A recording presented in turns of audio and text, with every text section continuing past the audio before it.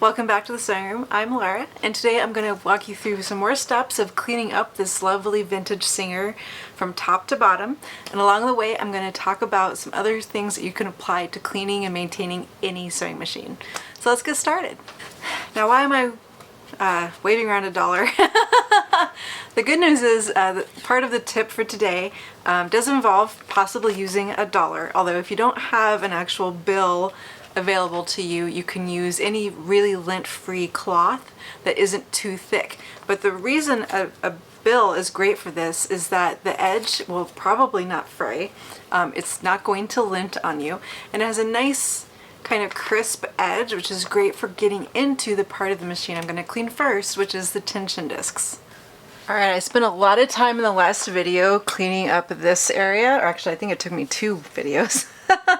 So the first thing I'm going to do is actually reinstall this throat plate, which on this machine is like beyond easy. There's a little lever over here that has 3 positions, up, down, and unlock. Down is the one you use for kind of normal sewing. Up is for if you are, in a lot of other machines you would actually drop the feed dogs, but in this case they actually raise the throat plate instead. So that's what that position is for. And then unlock is unlocked. So when you unlock it, that allows you to slide on the plate into these 2 little grooves.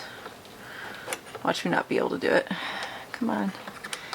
Yet another thing that's supposed to be easy. There we go.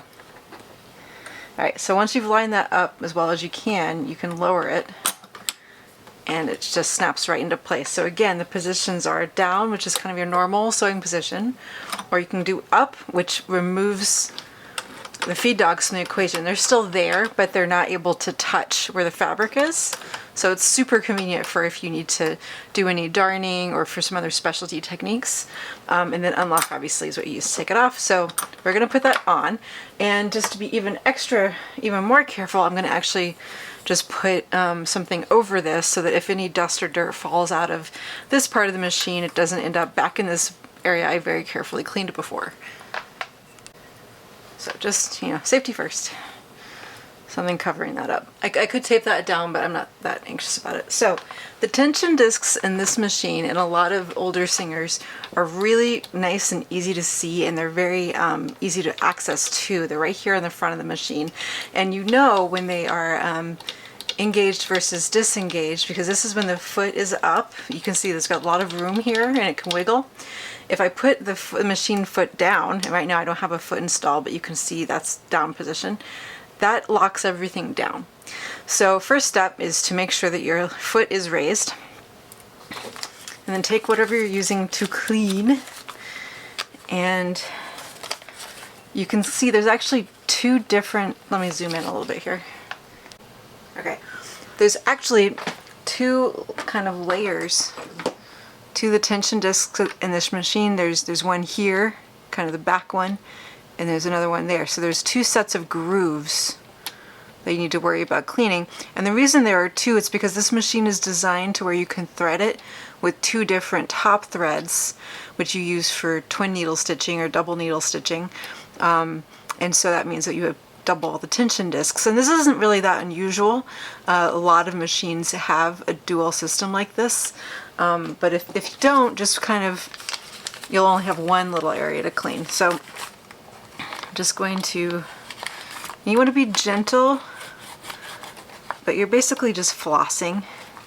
There's a little spring here, you don't want to over tension that spring. So just, gentle cleaning. And I know money as a whole is not really a germ-free thing, so you might be saying to yourself, oh, money, bills are so dirty, they get passed around, like blah, blah, blah. But, I'm not too worried about it. I do tend to keep my cash around for a while, so if that makes you anxious, then I guess I don't really know what to tell you. I have used just pieces of good solid knit or solid cotton fabrics folded in half, so that it's the folded edge that I'm using for this, and that's still better than nothing. I'm going to try to get in the far back here if I can. But if I can't, that's okay too. But I'm just gonna, again, I'm only doing things if they're easy. if it doesn't fit, don't force it. Okay, yeah, it's not, I'm not able to get in there easily. Well, oh, there it goes. Okay. So once again, I'm just kind of inserting, wiggle, floss, wiggle, floss. Now, having done all that, I don't see a lot of grime on there, but you know, that doesn't mean it didn't need to be done. Also, like, who can tell? Making sure that I have cleaned these bristles from when I was using it to clean the machine before, and then I'm just going to kind of sweep around here too. Now, I think I forgot to say the first time I was using this kind of brush, the reason I like this kind of brush and not just a brush in general. I know some people do say you can use a clean paintbrush or a clean makeup brush if it's stiff enough, but you really want to be careful that you're using a brush that has been designed to be used to clean a sewing machine, because you don't want any of these bristles coming out. That would definitely create a bigger problem than you're solving. So that's it. Those are the clean tension discs. On to the next thing.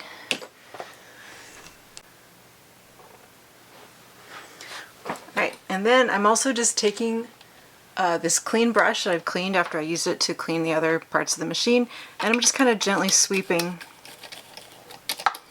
around this area.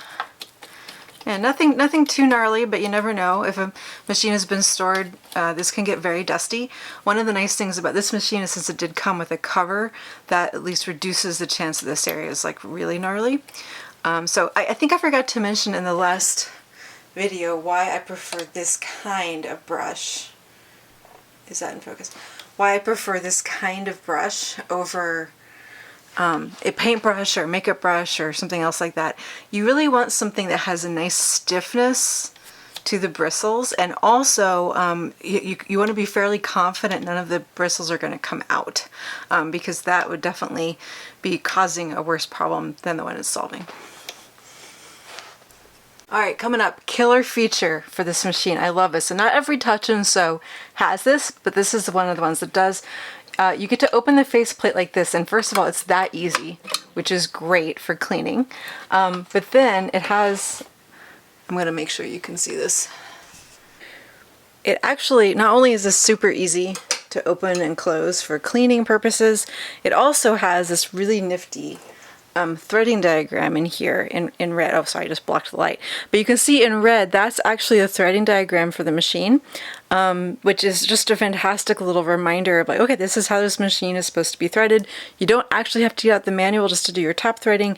It's built right in, and of course, since it's inside the machine, there's no wear or tear on it, and so it's still just as beautiful today as it was when it was painted 60 years ago.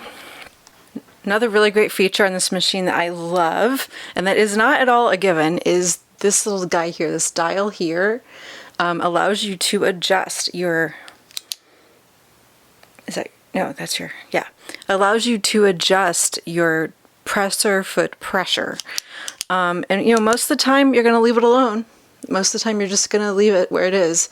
But every once in a while you need a lighter pressure or a heavier pressure for certain fabrics or for certain techniques, and not every machine even has that adjustable, and a lot of them, even when they do, like the Singer 301, which I otherwise think is perfect, it's just a screw. It's not marked in any way, so you don't actually know exactly, like you can't set it for this fabric and then come back later and set it back to where you normally have it without having to kind of fiddle with it a little bit. So it's just a really, really nice killer feature. When you're shopping for any machine, if it has a presser foot adjustment available at all, that's already great. But then even better, in my opinion, is when it's actually has a dial like this, so you can set it to match your preferences for that particular fabric.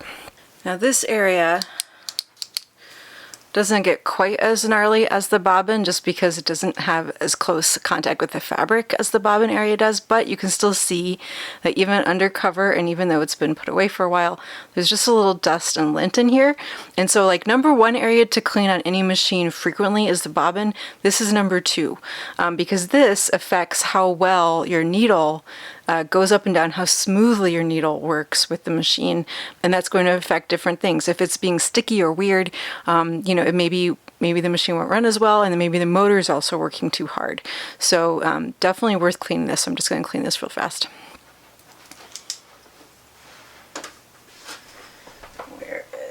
Where did I put it? There it is.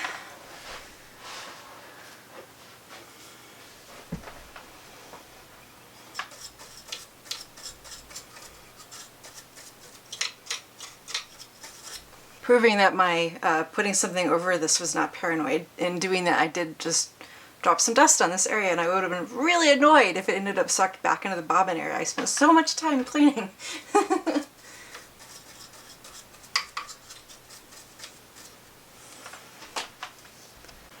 Okay, I'm rotating so that we can all see better. Okay. Once again, this is not disassembling the machine. It's not doing anything that even takes that long. You don't even have to unscrew anything for this step. But it's super important because once again, look, again, doesn't look like that much dust or lint, but it's still not great. You still want to clean it. All right, taking a look. Looks pretty good. Wait, there's still a little. I'll tell you what, guys, I don't think I could do without this light anymore. Bought it as kind of a joke, but man, it is so nice to be able to really see what's going on in there. All right, that looks pretty good. Okay, now the manual for this machine. Now some people would say what you do with oil in here is you go in and you oil every moving part. So if you turn the hand wheel, you'll see there's a shaft here that's moving. That's actually the needle shaft. And then there's also a wheel back here that's moving this guy. And then those are also connected by a wheel there. The manual for this machine basically only says to clean this area and then put a little oil right here, right at the very top of the needle shaft. Now, they might be being conservative about oil, because if you're really aggressive oiling like here and here and here and here and here, sometimes that oil can actually work its way all the way down. It could be the manual is just being kind of conservative, because if you really go crazy in oil, like a lot, like here and here and here and here and here and here and here and here, sometimes that oil can actually work its way all the way down to the needle position and therefore get oil on what your project is. Now, I think that would only happen if you just really went berserk with the oiler, but you know, maybe so that's my theory, that they're being a little conservative here. If the machine were running rough, I would maybe touch a couple more oil points, but honestly, even just turning the hand wheel now, I'm finding it a lot easier to move even than last time I was in here. So I'm going to do what the manual says. I'm just going to add a little drop of oil. Is that the oiling point? I'm just going to add a little drop of oil right there, like right at the very top of that shaft. Yeah, that's logical. That makes sense to me. Okay, once again, you don't really need, I'm not even squeezing that bottle. I'm just letting the oil flow out of the bottle the way it wants to. And then again, just working it through a little bit. You can actually see the action of the feed dogs moving my cover under here. So I'm just gonna wipe away all that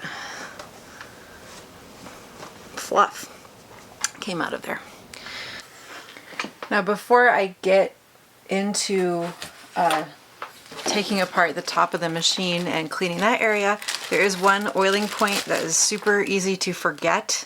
And actually most Singer sewing machines do have an oiling point somewhere in this area, and this one, it's right here. And again, you don't have to you're not filling a cannoli, you're just dabbing a little oil in there. So don't go nuts. Now this is one of the areas where the not even every touch and sew machine, but some touch and sew machines are kind of unusual, which is that for the next step, you do want to remove this top cover. And most sewing machines, if you want to remove your top cover, there's a screw or two to undo, and then the whole thing just lifts off. Well, this machine and some others very similar to it, you do still have to undo a screw, but then instead of just lifting off, the whole thing slides forward a little bit. Now, if you're looking very closely, or if you've done this, you maybe will notice that this take-up lever is kind of in the way. Like if you go to move this cover, the take-up lever is going to be in the way, which is not great. You don't want your take-up lever to be bent, and you don't want the cover to get scratched. You don't. There's all kinds of bad things that could happen. So I mean, and it's funny. Like most people who sew don't worry too much about the position of their take-up lever, except for if they're having problems. You may have noticed in our video about 3 reasons your bobbin thread is jamming. The third reason is failure to bring the take-up lever to the very top position before removing your work from the machine. And I've noticed that when I take videos of myself sewing, I tend to put this lever up even when the machine isn't threaded. It's just such a habit at this point. But I do have to kind of keep in mind when I'm working on this machine, especially on this top part, I need to remember that I have to turn the hand wheel in order to bring this down below this lip so that I won't accidentally, damage anything when I'm taking this lid off. So I'm going to do that right now. Just turn the wheel till it low. It's very, very easy. On this machine, they've kind of hidden that screw too. It's actually under this cover. So you just open up that cover and then here's the screw. And very helpfully, I assume this came when they bought the machine. It's a little rusty, but I'm going to clean it up a little bit. This was in with the attachments for this machine. It probably came with it, or who knows, maybe someone put it in there at some point. I'm looking to see if there might be a Maker's Mark. This doesn't look like other Singer screwdrivers I've seen, but who knows. Anyway, so we just undo this screw. And just like working with any other kind of machine or anything else you're working on, you always do want to keep a close eye on your screws. Because it isn't like they're the most unusual things in the universe, but good luck figuring out which kind of screw it is. So I actually do have from the auto parts store just a little magnetic dish. I know I use it sometimes for pins, but I especially use it when I'm working on sewing machines so I don't lose any of my screws. It's one thing to have a screw loose, it's another thing to lose a screw altogether. So now I believe this should just push forward. Oh, yep, see, bam. I probably could have opened that. Sorry. And lifts up. And it's not unusual for the underside of any cover you take off a machine to be a little dirty. Basically, sometimes as the machine is running, some of the lubricant from the gears below or above kind of fly off and end up here. So I'm just going to take a little rubbing alcohol and see if I can just get that off. If I can't get it off, it's not a big deal. But sometimes, especially if it's older, it'll kind of start to smell a little funky. And I kind of prefer not to have a stinky machine. When I'm cleaning, I am going to avoid wiping any of the printed area here because I just don't know what that ink is made of, and it would be a real shame, or ink or paint or whatever it is. It would just be a real shame to mess it up. Again, it's survived all these years.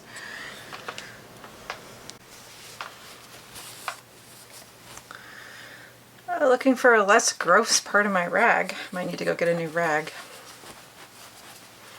But I think I found a clean spot.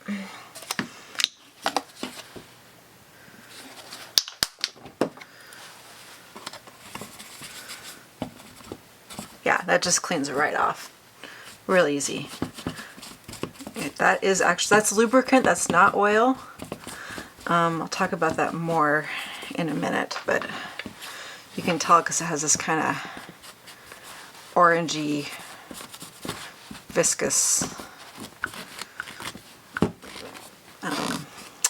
vibe to it.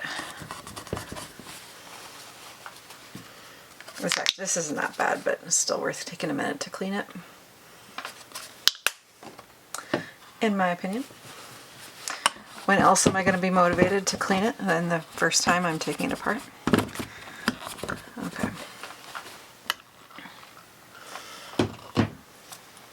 Okay, taking back some of what I said earlier, the part of the manual that's about more maintenance and not just everyday cleaning does say to oil a lot more extensively in here than the original cleaning page. So again, I'm going to add a little drop of oil. Actually, I think that's the oiling point right there. I'm going to add a little drop of oil there, and then basically, this is going to be a little hard for you to see, but anywhere in here that moves, especially kind of more think about if something moves against something that's not moving, or if two things are moving together. So like this little post here or this little hinge here, all that just needs a teeny tiny drop of oil. All told, this part of the machine has 8 total points that need oil. Let's see if I can remember and get all 8 of them right now.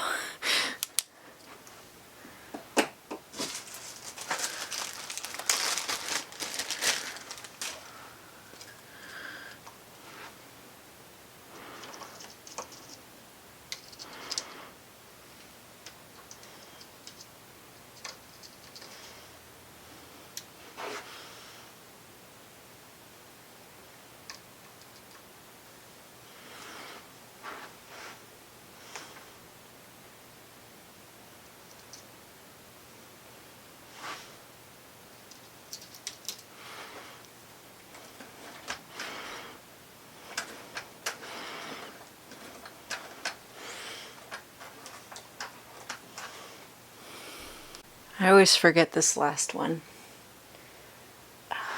Look again.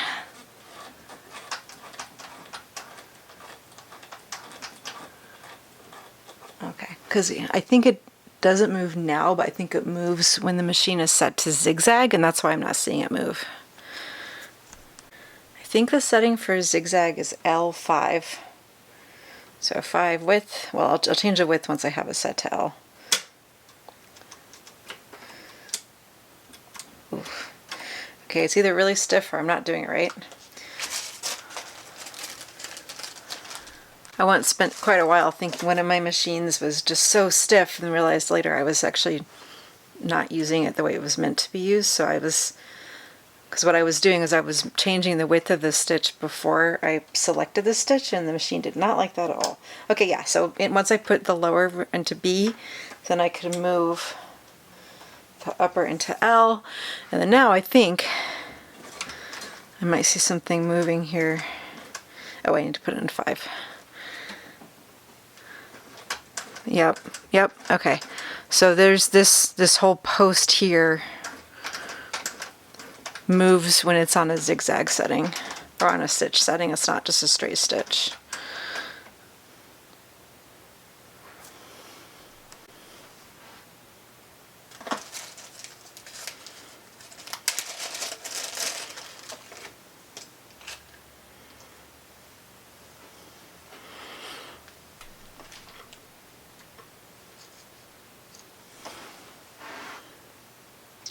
I'm the first person to admit that I find sometimes the diagrams, even in the old manuals, they're pretty good, but I do sometimes find them kind of perplexing. I can't always quite figure out exactly what they're telling me to do and exactly where to put the oil, for example.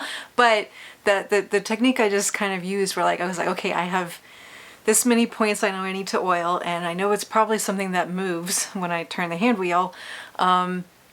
Is a technique that works pretty well for me. Now, if you oil the machine and you only oil 6 of those points or 7 of those points instead of getting to all 8, it's probably not really a big deal. And again, too much oil is still worse than not enough. So be conservative with your oiling no matter what. I am out of time for today, so I'm gonna have to do the cleaning and oiling and lubrication of the top gears of the machine for next time. So yeah, see you then. If you've been here before, welcome back. If this is your first time, thanks for stopping by. Either way, hope to see you soon.